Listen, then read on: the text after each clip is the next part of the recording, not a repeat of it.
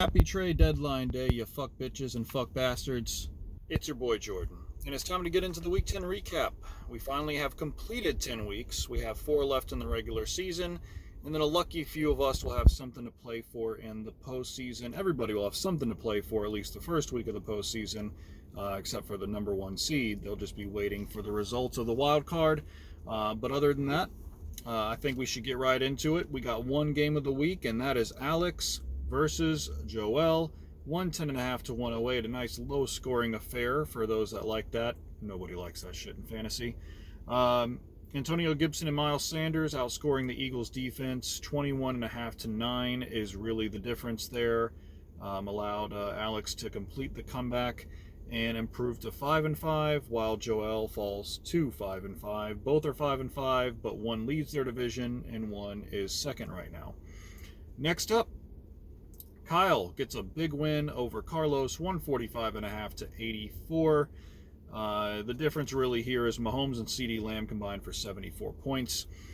The top score for Carlos was 23, and he got 0 from 2 others, including Ellinger. Congratulations, Carlos. I think you are the first person in the history of this league to start a backup quarterback. I know that you were mixed up and shit happened, you were working and everything, but it's funny at your expense. So, haha, don't give a fuck. That's funny. But anyway, it wouldn't have helped you anyway, so at least you can rest on that. You know, if you would have actually started somebody that you should have at quarterback, you still lose, so who the fuck cares? But moving on, Jeff beats the shit out of me. 136 to 97. Difference here was the difference in levels of scoring. Jeff only had 3 that were not in double digits. One was a defense and one was a kicker. So really one positional player in non-double digits. I had 4 that were in double digits, and it wasn't that much. So unfortunately for me, unfortunately for Jeff, he gets to win this one. Hopefully my sacrifice pays off and the Bucs sweep the Saints this year. At least that's what I'm telling myself. Next up, Gus gets a big win, 167 to 121 over Hector. The difference here really is at wide receiver. This really is at wide receiver and flex, I would say. 54 to 23 was the outscore there, and then 48 to 26 in flex. Both of those, big differences combined, and that's how you really come up with that big of a difference there. He just killed it there. I mean, they were pretty much even quarterback, running back and forth, but you get to wide receiver and flex, and it just devolved from there. So bottom dropped out. Hector is scrambling to see if he can make something of this season. We'll have to see what happens. He falls to 4-6. He's still very much in it, but obviously he's got some work to do. Next up, Sam gets $10 again. You greedy fucking bastard. 171 to 125 in the first place, and the very important game here, especially for seeding. So you'd really need to get this because he has a big bye heavy week this week. Fortunately for him, he plays my shitty ass fucking team, so he still actually has a chance. But it's 171 to 125. Saheed falls to 7-3, still a great record. Sam is at 8-2. He's won 80% of his games so far. Difference here is that Fields and Justin Jefferson combined for 88 points, which, I mean, you're going to win most of your games when you got a 50 burger and a 30 dropped on there as well. But if you take just Sam's top 4, is very top heavy this week. If you take Sam's top 4, it's 139 points. So he wins by 2 touchdowns over Saheed if he benches basically 6 out of his 10 players, which is just fucking insane when you really think about it. Because it's not like Saheed didn't score anything. It's not like he scored 70 or 80 points. He scored 125. So he actually did have to get some good results this week, and he did. Last but not least, Manny and Lewis. Unfortunately, the bottom has been reached, and Lewis has grabbed his shovel and is continuing to dig. Manny gets the big win here and stays very much in the thick of it. 162 to 101. The top score was 26 for both. I thought that was kind of ironic there. Both of the top scores on each team. The difference is that Lewis only had 1 with 26. Manny had 2 with 26, and then 3 more that scored more than 20 points. So Yeah, 26 points, not a huge, it wasn't like he got a 50-point game like Sam got from Fields, but he got consistent turnout from half his team getting over 20 points. I mean, that right there is well over 100, and that's enough to beat Lewis. So at least Lewis broke 100. He hasn't done that in a little bit. So next up, as we normally do, let's get into our seeds and the power rankings. First up, Sam, as we already talked about, has top seed. Next up is Sahid, who would then be facing Joel in the first round. Jeff is third. He would be facing Manny. And then look at this. Alex and Gus would be the first round matchup this if the playoffs started today. All right. After Joel, which is the last team in, Carlos is still the first team out. He's still very much in it, especially since Joel is actually just one game ahead of him and in the same division. I am at 9th seed, Hector's at 10th, Kyle is at 11, and Lewis is at 12th. I do believe that, technically speaking, everybody is still in it, except maybe for Lewis, because the best that he can get now would be 5 and 9. I don't think we can have a 5 and 9 in the mix, just because of the records where they're at, and depending on who he has to play from here on out. But besides Lewis, everybody is still very much possibly in play. Keep in mind, even if you have 7 losses, you could still end up 500 at 7-7, and that might be enough to sneak in. So let's get into it. Week 11, I ordered these in terms of importance. It was a little bit odd this week, but it's very interesting, though. Actually, I'm sorry. Before I get ahead of that, I need to do the power rankings. Why didn't y'all say something? Fuck, are y'all paying attention? Power rankings. So Alex is still number 1, but barely. He lost a lot of ground to Sam, actually. Right now, the difference between their scores for the entire season is 2.5 points. So Alex is averaging 147.6. Sam is averaging 147.3. Sahid, he is still right there too, 146.2. So within about 1.5 points is the top 3. So if you want top scores consistently, you're looking at getting in the 145 plus range. All right. Next up, Jeff averaging 138, Manny at 134, and Carlos at 134. This was actually interesting. Manny and Carlos, who play this week, have the exact same amount of points scored to date so far. They both average 134.7. They've scored 1,347 points on the year. So they are tied right there for 5th. I gave Manny the edge in the power rankings because he has the better record, but that's really it. After that, Carlos was at 6th. Gus is at 7th with 129.6, so that divide right there again. Top half of the league is scoring 130 or more pretty much. Gus is just under that. Kyle is then next at 8th at 127.5, then Joel at 126 even. I'm at 125.3, and then Hector at 122.1. And Lewis brings up the rear at 93.7. Yes, folks, he actually improved his average this week. Now let's get to Week 11. Week 11, first up, I think the most important game is going to be Gus and Jeff. 7-3 versus 6-4. This is huge because Gus still is in play for the division, still is in play for first seed, for God's sake, and really so is Jeff. And this is huge. Gus is second in his division. Jeff is first. If Jeff loses and Joel wins, then they're tied record-wise, and it's very possible that Jeff could lose to Joel and Carlos win, and it's even tighter. But if Gus wins and Sam loses, if that were to happen, which not saying that will, Gus and Sam would be tied, and I think they split their series, so then it would go to points, and Sam would take that then. And there is a pretty big divide, but still, being tied with the record at record would be very impressive, especially with all the turnover that has happened on Gus's team.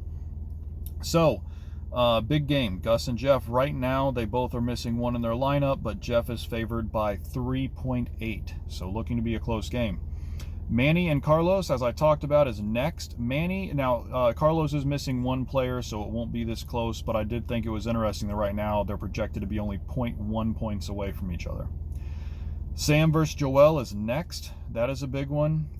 Sam is 8-2. Joel is 5-5. Joel really needs to win this. He needs it more than Sam does. But Sam, he could use this too. He's 8-2. 9-2, it would really get him a lot closer to locking up that top seed.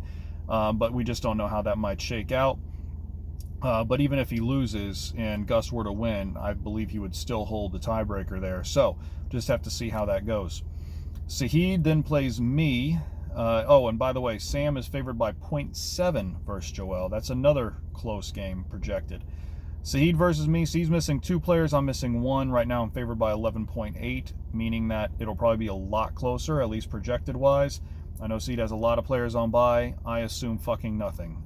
Trust me, this could be the week that I score 42 points, so who the fuck knows anymore.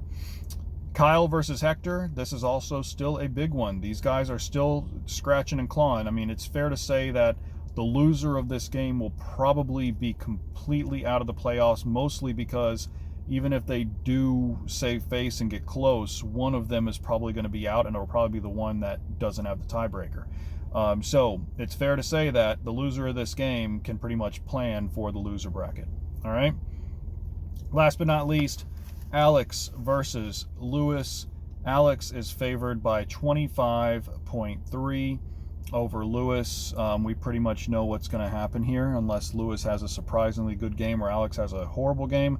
We literally have the first and the first and the last in terms of scoring playing each other this week. So naturally, it'll probably be Lewis that wins by like 200 points or some shit, right?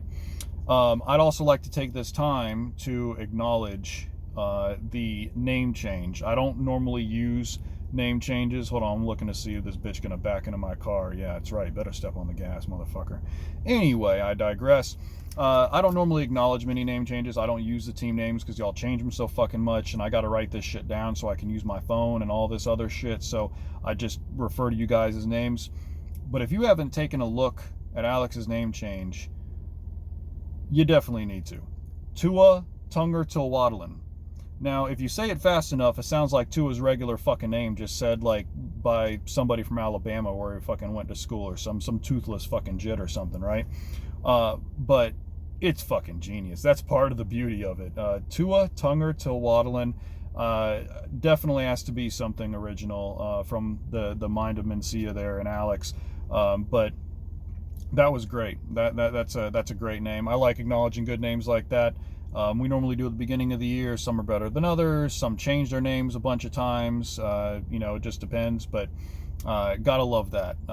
If I don't get on the trophy, hopefully this year, which is not looking too great, if Alex does and that name is on the trophy, ain't nobody gonna be disappointed. All right. So now that we've gone through, we've done the Week 10 recap. We got the seedings. We got the power rankings. We got the Week 11 preview. Last but not least, let's just take a look at our standings, and I always try to throw something different to look at here. I didn't know if I was going to find something in time, but I thought it would be interesting to compare our divisions to the real NFL divisions after 10 weeks. So let's take a look. Super Bowl champion division right now, Sam is 8-2, Gus 7-3, Manny 6-4. Very competitive, 2 games from first to last in that division. So it is very possible that Sam could end up last in the division, Manny first, or all 3 could make the playoffs. None of them could make the play, or well, only one could make the playoffs. I mean, it's really possible that anything could happen here, but it's a division full of good teams. So I can see why they kicked me the fuck out. Not just because Sam won, of course, but because Sam going in there, now all of them are competing. They don't have anybody to walk all over like they did with me the past couple of years. So good call, first of all. But NFC East is what I would compare this to. I think that's pretty easy. At 8-1 Philadelphia, 7-2 Giants, 6-3 Dallas, and even the Commanders I think are even at 500 right now after that impressive dethroning of the Eagles on Monday night. But it's pretty easy right there. All the teams are doing good. They all got winning records and they're playing good. We wouldn't have predicted that in the beginning for the real NFL, but for our fantasy league, I think that it's pretty much to be expected. All right, next up, the NFL league, which is league division. It is Alex at 5-5, me at 4-6, and Kyle at 3-7. this one wasn't too difficult either. I think the only comparison that's fair is the NFC South, the Bucs division, unfortunately, where the Bucs are at 5-5, Atlanta's at 4-6, and Carolina and New Orleans are tied at 3-7. It's a perfect match. I mean, you can't get anything better than that. And I think that it's illustrative too. But unlike in the real division, where it's because the Bucs are underperforming, offense scoring like shit, and Atlanta is just accidentally winning and all that type of stuff, it's a little bit different here. Alex is actually the leading scorer of the league, and he's 5-5. He's faced a lot of points, and he's had some bad times with scoring some low amounts of points at certain times. So it's still very competitive, and you are not going to think that you're having a cakewalk if you're playing Alex in the playoffs. Okay, me maybe, possibly, but not Alex. He's got a squad. So next up, XFL. Sahid at 7-3, Hector at 4-6, Lewis at 1-9. This one was pretty easy too. There's only one win team in the NFL, and one that actually had a tie, which technically we did here, but the tiebreaker went to Lewis on this one. It's the AFC South. We're back in the South again. Tennessee at 6-3, Colts at 4-5, Houston 1-7-1. I did think about the AFC West only because with how Lewis has been going, like Houston we knew was going to be bad, but there's some impressiveness to them, like with how they run, how they play, things like that in regards to their run game, and they're making it tough on teams to beat them still. So I almost wanted to say the AFC West just because Lewis kind of reminded me of the Raiders recently, but I think it's more appropriate with the AFC South. Not only that, same thing with the top team. Tennessee is 6-3, Sahid is 7-3, so a little bit of a game difference there. But what is Tennessee all about? The running game, the running backs. What does Sahid have more of? Running backs. Getting some, Tennessee has an injured, I believe Treylon Burks came back recently. Had some injured wide receiver to come back, and Sahid had Chris Godwin come back. So I can kind of see the parallel there. Last but not least, we got the Pop Warner League division. This is Jeff at 6-4, Joel at 5-5, Carlos at 4-6. Another division with the entire from top to bottom within 2 games. I think at first I was going to say that it was going to be the AFC East, but I think it's more appropriate to say the AFC West, actually. Seattle's at 6-4. That's a surprise. Jeff being on top, in that division, it wouldn't be surprising for him on top, but he's doing really well. 6-4, and he probably could have an even better record. San Francisco's at 5-4. Joel's at 5-5, and then we also have Arizona at 4-6, and Carlos is at 4-6, and they're still in the mix of it. But just like Arizona, Carlos likes to make a lot of questionable decisions, and looks a little, very unorganized on offense. Again, I can see the parallels there. Correct me if I'm wrong. The Rams are at 3-6. Fuck the Rams. I just have to say that. If you're wondering why I hate the fucking Rams so much. And I do hate them more than the Saints because we go back further. For those that are not aware, the Bucs lost 9-0 to the Rams in the NFC Championship game of 1979, and we lost that. I believe that was on the road. I don't think we've ever hosted a championship game. We of course had the Bert Emanuel rule, NFC Championship game of 1999, 11-6. That was painful as fuck. We deserved to win that game. One of the best defensive performances ever. And then, of course, last year with the heartbreaker at the end. So, not saying that they didn't earn it or deserve it, but I fucking hate the Rams. Fuck those fucking assholes. Fucking cuntwads. But anyway, I digress. Hope the rest of y'all have a good rest of the season and a good rest of your week. Good luck. It's week 11. That means that we have 4 weeks left in the regular season. The trade deadline is up. Your team is your team. The waiver wire is still active. Which, again, hopefully now everybody knows how it works. I believe all 12 of us are there now. But if there's any questions, please put it to the chat so we can make fun of you and then answer your question. But I hope everybody's doing well. Thanksgiving is around the corner, which means that there's heavy Thursday night football games next week. But you will hear from me again before then, and I'll see what we can come up with to have a good look at in regards to numbers and different things going on in the league. So, peace, punch, cap, and crunch, bitches.